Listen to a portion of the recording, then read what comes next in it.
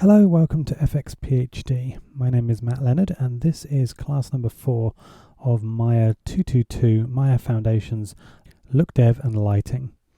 So for this class we are going to be starting 2 weeks looking at high dynamic range images.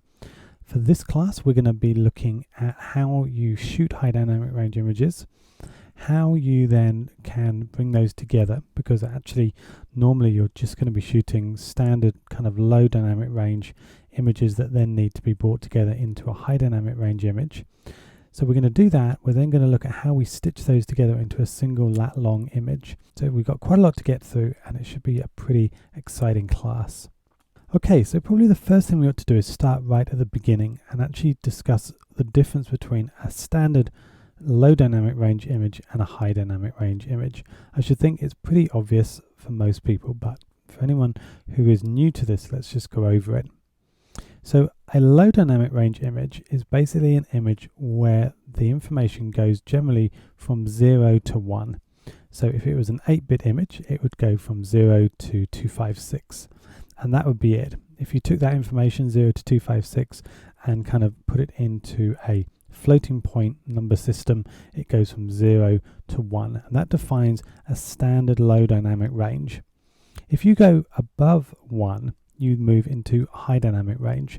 So for instance, if you had an image of, say, a sky with a bright sun, then the sun is obviously going to be very bright, and as you go over that with your picker, you may discover that the sun actually doesn't stop at 1, it actually goes up to maybe 50 or 100 or 500. So these numbers from 1 upwards are what defines the image being high dynamic range. Now there's a whole bunch of other things to do with file formats that you need to take into account, such as, for instance, you need to be able to save the information is high dynamic range in a floating point system. So you can't save as an integer file format or within an integer system, because you can't store the high dynamic range information.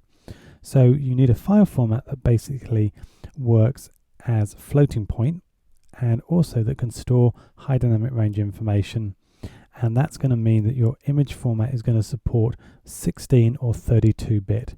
So the most obvious format that we know about is obviously OpenEXR from ILM, but you could also save it in an HDR format as well.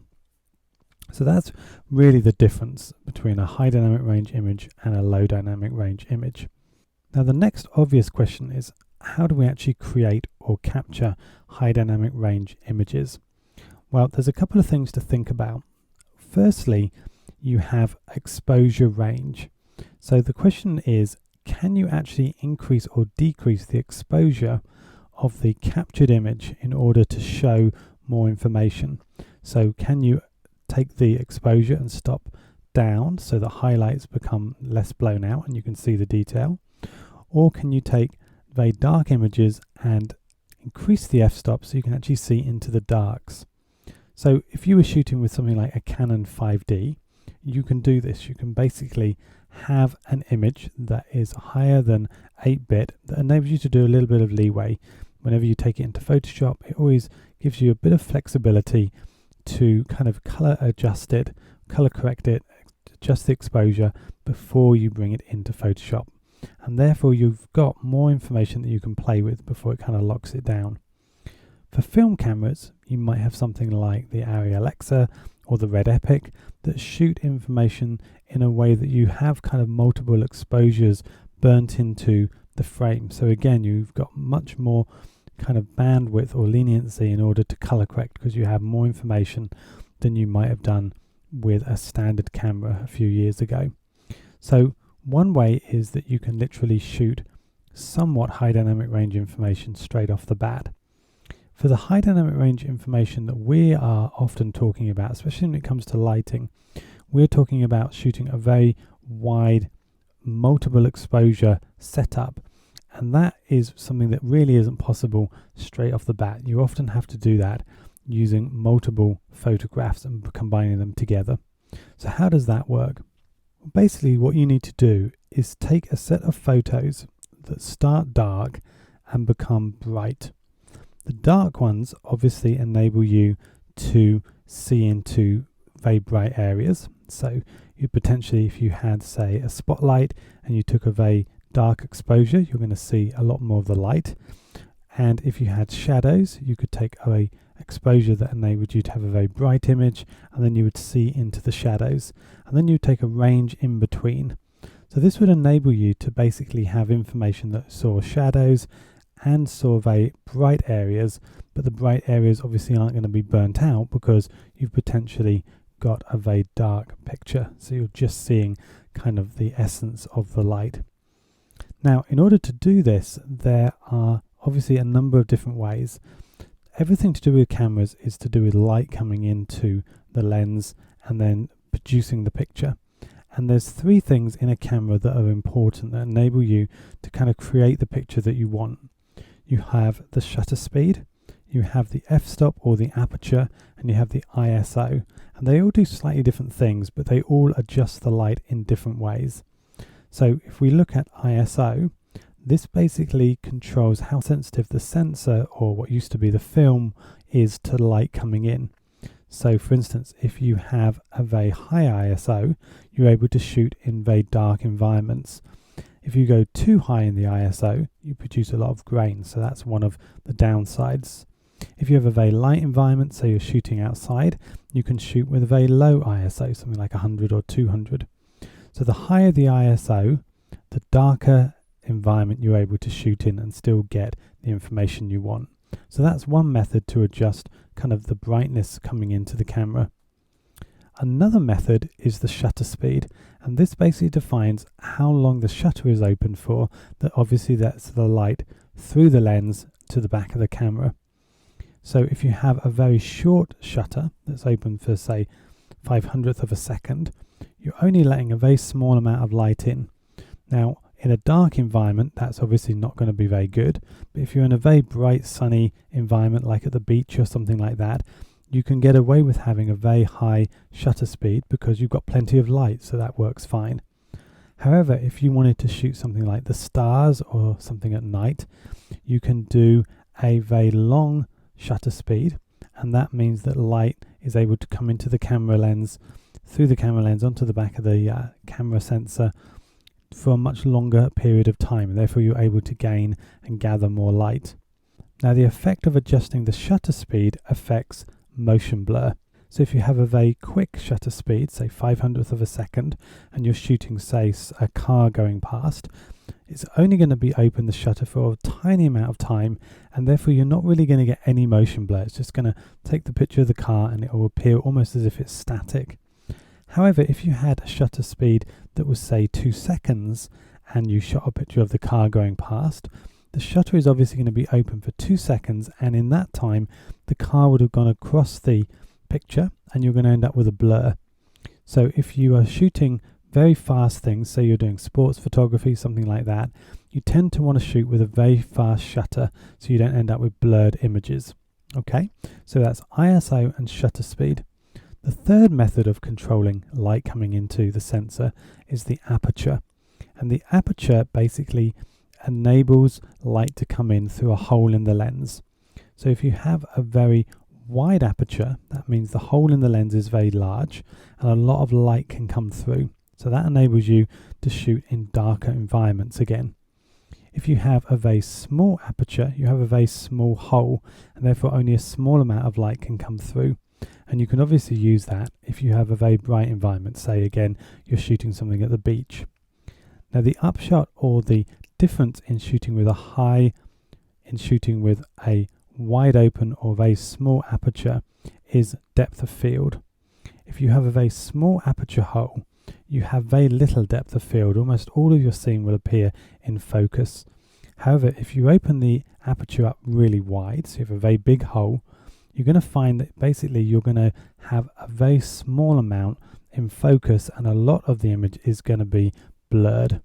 So this is great if you want to create a more stylized image where you've only got a small section of it in focus and the rest of the background or even the foreground blurs out.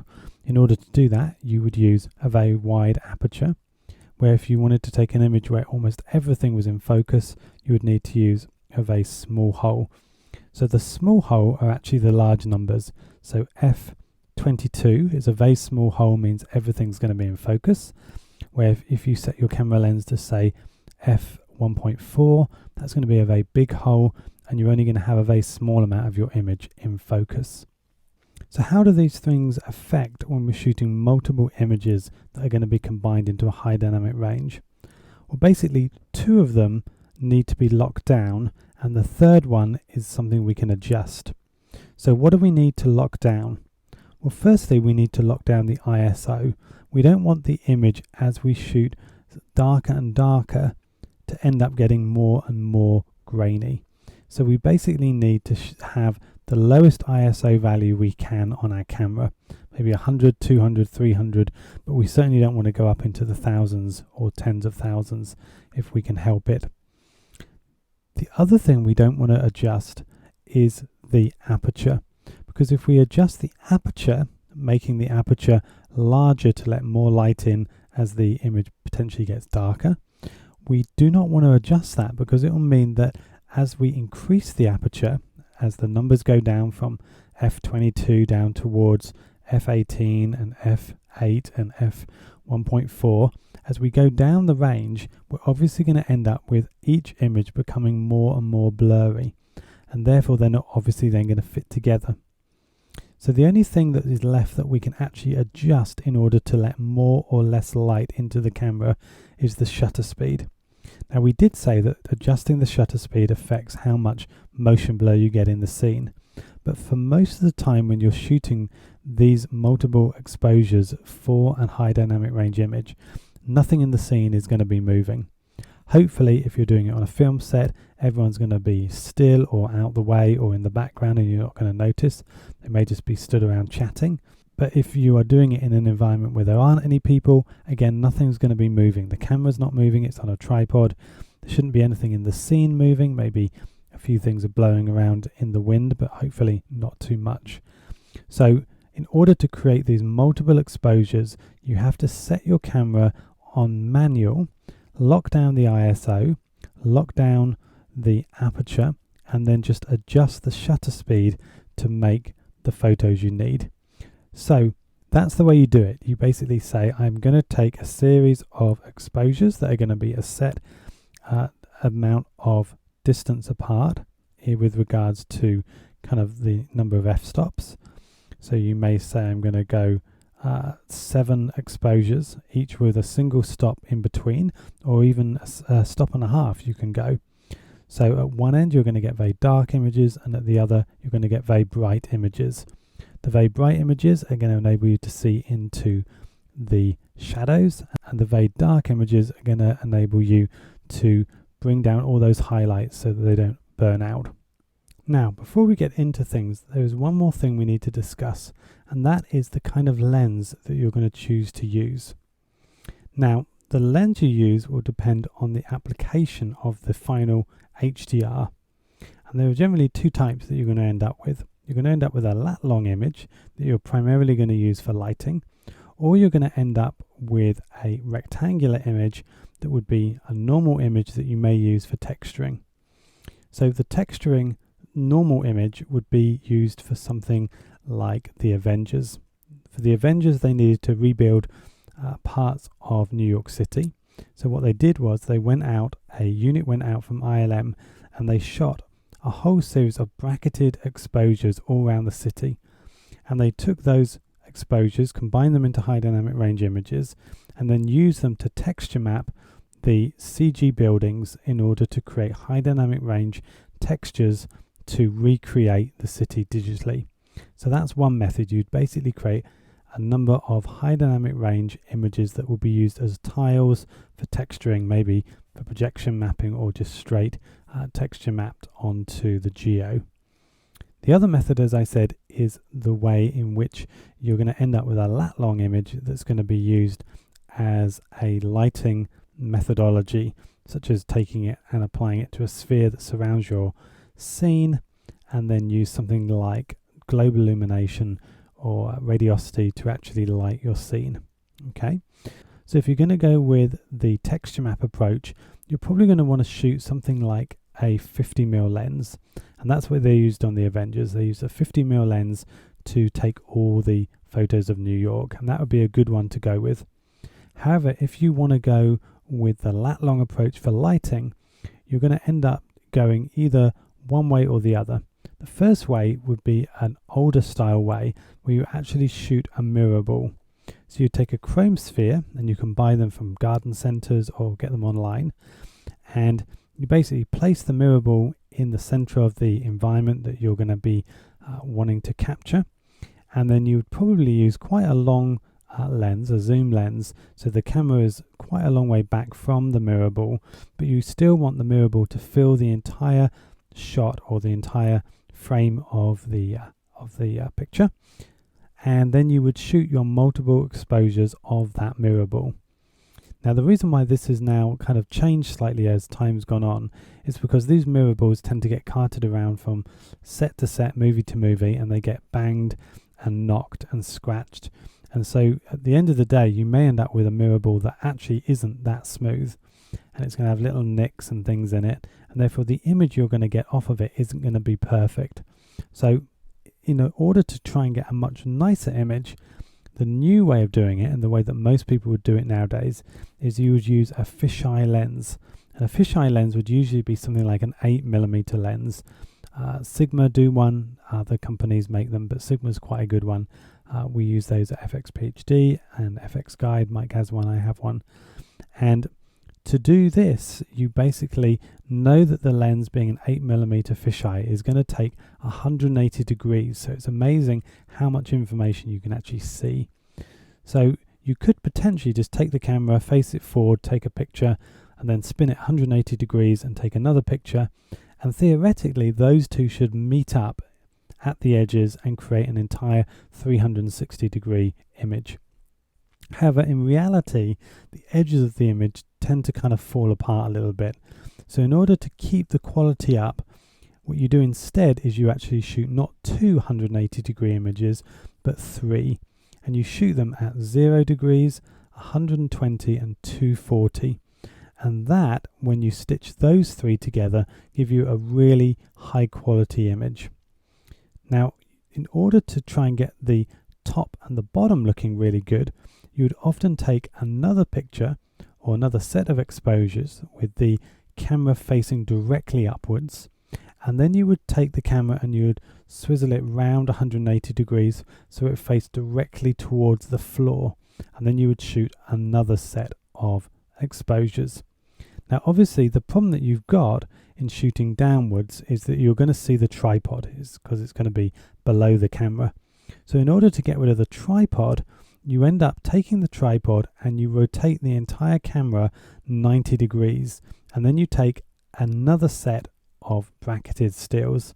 So you have 3 around the middle, 1 facing up, 1 facing down, the camera and tripod rotated 90 degrees, and then another set facing down. And what the second set of images facing down enables you to do is to paint the tripod out. So you basically can end up with a really, really high quality, high dynamic range, lat long image where you don't see the tripod at all. Now in reality, you're shooting 6 sets of bracketed exposures, and if you're shooting say 3 brackets down and 3 brackets up, that's 7 altogether. So 3, 1 in the middle, and then 3 higher again. So that's 7 images, 6 times. That's obviously a lot of pictures, especially when the darkest one may be taking 30 seconds to actually go through. So obviously if you're on a film set or you're in a situation where time is of the essence, what tends to happen is you just shoot the ones going around and you forget about the one going up and the 2 going down, because that really doubles your time.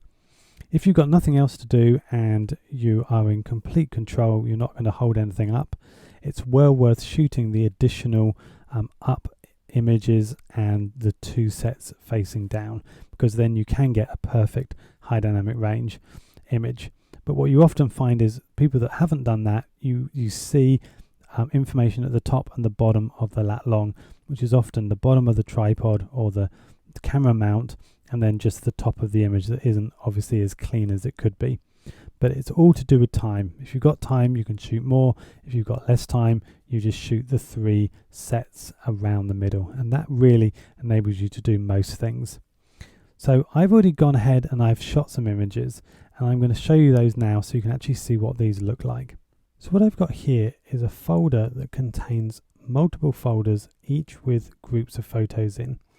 Now these photos are reasonably old. I took them a few years ago. I'm going to use them for this first part of the class.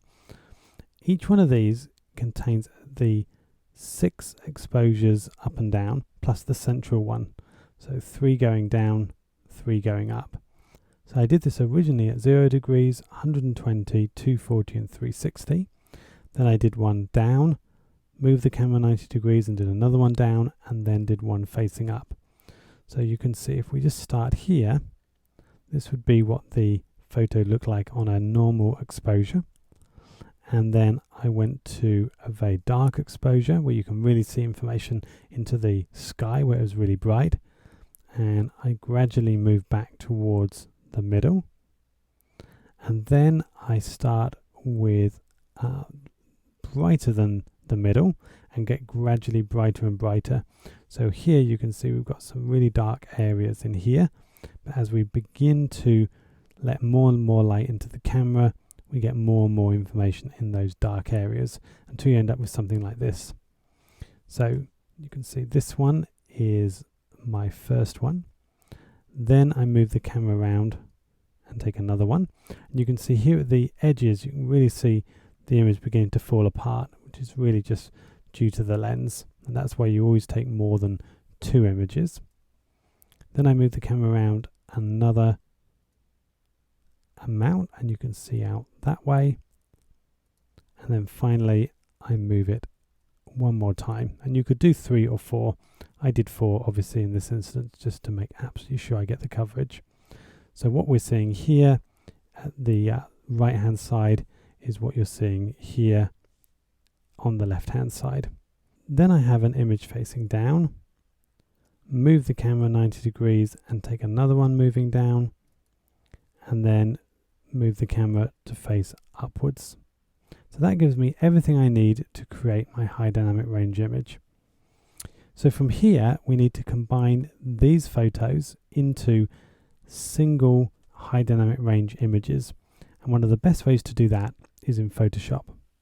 Okay, so I've loaded Adobe Photoshop and I'm going to come into File, Automatic, and I'm going to come down to Merge HDR Pro.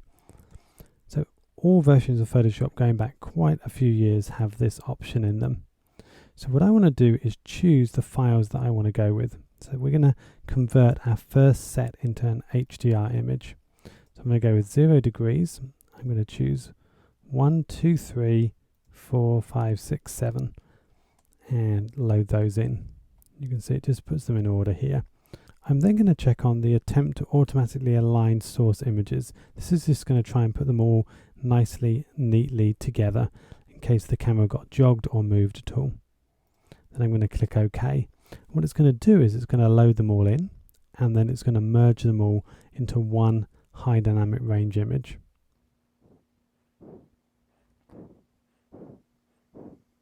Aligning the layers.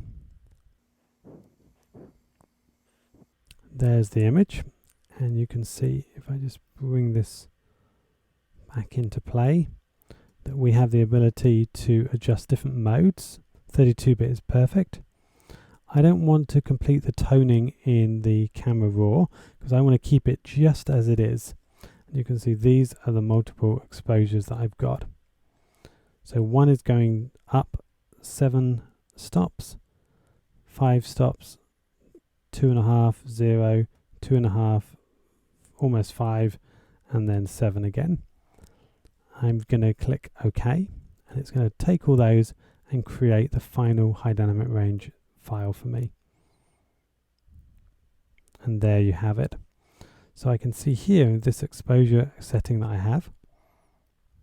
I can expose down, and you can see up into the very highlights there. So what was completely bleached out, I can now see. And if I go down to where the dark areas are here, So the dark areas here I can expose up, and now I can really see into all those shadowy areas. There was another part here that was really hard to see. We were here, very dark and shadowy, but as I increase this, I can see right into those dark areas. Okay, so the file has ended up being pretty big. If we come back to somewhere like that and have a look at the image size, you can see that it's 5,700 by 3,800, so it's pretty huge. I'm just going to keep this image, and if I want to, I could come in and crop it later on, but I'm going to keep it like this for the time being and just save it. I'm going to go with an OpenEXR, and I'm just going to call it 0 degrees. From here, I'm going to go and convert the other 4 that go round. For this example, I'm not going to bother doing the ones up and down because it just complicates the process of stitching them all together. So I'm just going to do this next offline. Okay, so they're all done. I now have a 0 degrees, 120, 240 and 360 degree set of high dynamic range images, and these will now all fit together into a single lat long if we do a bit of processing on them. So there's a few programs that enable you to convert these fisheye lens images into a lat long. One of them is PT GUI that I've used for many years. It's excellent. And another one is AutoPanner Giga, which I'm going to be using because I haven't seen many people show how this works. So let me just load that up. So this is a great software. It's made by Color, and I'm just running the trial version at the moment. So we're going to end up with a watermark, but that'll be just fine for what we're doing.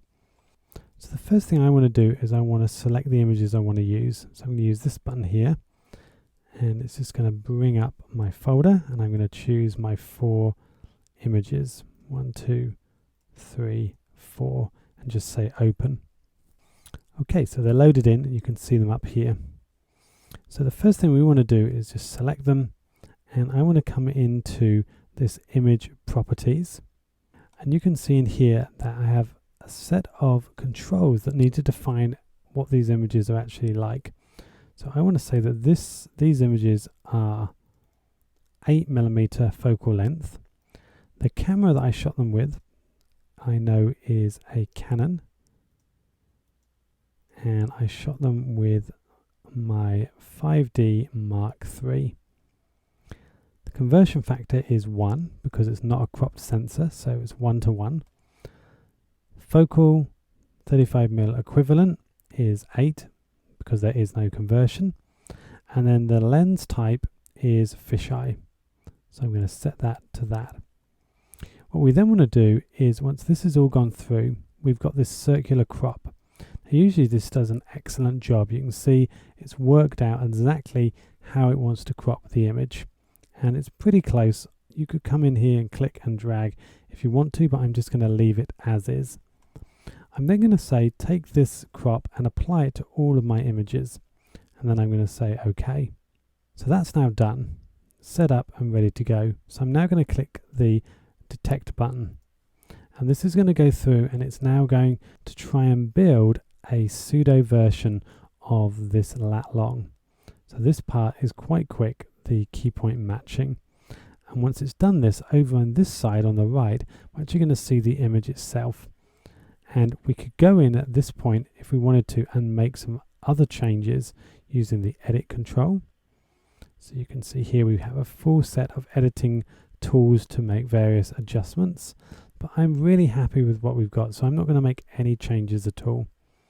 What I am going to do, however, is I'm going to render the panorama as it is. So I'm going to click render, and we're going to get this box comes up. Apologies for it being a little bit off the bottom. All you're missing is the apply button just lower down here. So I'm going to keep the output size the same. I'm going to come in and I'm going to say that the interpolation is just cube by cubic, seems to be good. Blending method, anti-ghost, always seems to be great, avoids any ghosting. I'm going to say that the format is obviously going to be a OpenEXR. So I'm just going to go in and choose that right at the top. That immediately pushes it to a 32-bit. Compression is zip, which I like. panorama is what I want to get out of it, and I'm just going to save the image as, we're just going to call it forest. Then here at the bottom, I'm going to just click render. And what that's going to do is it's going to go off and it's going to render this image out for me. Okay, so that's now done. Now I've got a MacBook Pro i7, and that took about 4 or 5 minutes to render. So it's quite a long process to do this final step. So if I close that down, open up Photoshop again, and let's open up that file. You can see it's pretty big. It's 377 megabytes in size. If I load it in, what we're going to get should be a watermarked lat long high dynamic range image. There it is. So if we zoom into the sky, you can see as we stop down, we can see all of that detail in the blues. And if we were to move over to some of the darker areas, you can see we can really see into all those shadowy places in our image. So that's going to work just great. Okay, we're going to not worry about the AutoPano logo, just because in reality we're actually not going to use this image for the next stage. I'm going to use another one because I want to use an image that's based inside and not this outside one. So looking at the time, we have gone over. I didn't expect to spend so long at the beginning talking to you about how to actually shoot these, but I thought it was probably going to be useful if you've never done it and just talk you through the options. So we're definitely out of time for this class. I was hoping that we would then in the next stage move on to look at color correcting this based on the background plate, but I'm going to do all of that next week. So until then, if you have any questions about this process, which is really building the first part of the high dynamic range image that we're going to use for lighting, please let me know. If you've taken anything like this before, it'd be great to see some images of your high dynamic range lat longs in the forums. But until next week, this has been Matt Leonard for FX PhD.